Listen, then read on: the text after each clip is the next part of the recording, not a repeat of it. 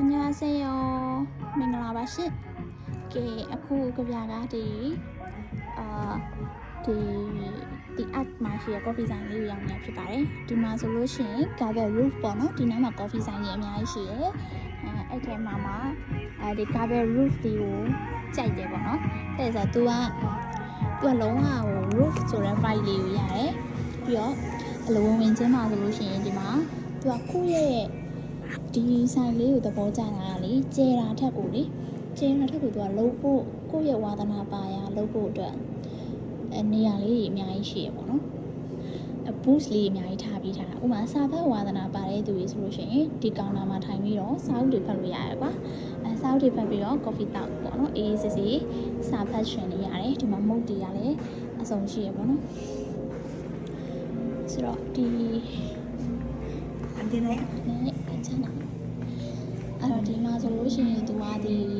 ကျယ်ဝန်းနေပေါ့နော်ဒီကွန်မောင်းကျယ်တယ်ပြီးတော့ဒီမှာဝရဏာလေးလိုပဲထွက်ပြီးတော့ဒီမှာကိုယ့်ဘက်ကိုတငယ်ချင်းနေနဲ့ချီမလားဒီအပြင်ဘက်ကိုကြည့်ပြီးတော့ထိုင်နေလည်းရတယ်ပေါ့နော်ဒီမှာဆိုလို့ရှိရင်ဒီလိုအဲ့လိုအထဲမှာအပင်လေးတွေလည်းစိုက်ထားရပေါ့နော်ဒီကတော့ဟိုဘက်မှာပေါင်ဝင်းကျင်ကိုကြည့်မယ်ဆိုရင်အပြင်ဘက်ကိုကြည့်ပြီးတော့ထိုင်နေတာ view တွေအများကြီးရှိရပါတော့ဒီမှာ crew work လည်းလာလို့မလားနောက်ပြီးတော့ privacy အရာ privacy အရာစာလုပ်ချင်တယ်ပေါ့နော် privacy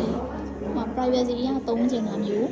ဆိုလို့ရှိရင်လည်းဒီမှာကိုယ့်အကို laptop တစ်လုံးနဲ့လာပြီးတော့ထိုင်ပြီးတော့ AC လုပ်နေလို့ရတယ်နော် AC ကြည့်ရင်ဟိုဟာလုပ်လို့ရတယ်ပေါ့နော်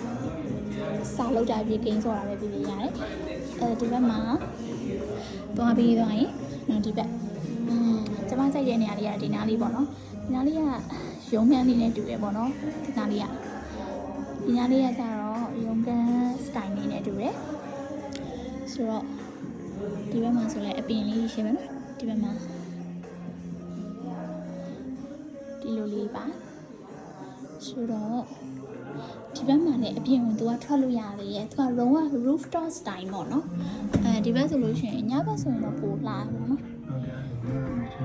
တခုရှိရကနည်းနည်းသချင်းတန်လေးရောနည်းနည်းကျဲတယ်ဒီမှာပေါ့နော်ဒီလိုမျိုး rooftop ပုံစံထိုင်ပြီးတော့အပြင်ဘက်ကိုကြည့်လိုက်ရတယ်ဒါပေမဲ့ရှုခင်းကတော့တိတ်ပြီးတော့မလှဘူးပေါ့နော်ပုံကြီးကဒီလိုဟိုနေရာဒီ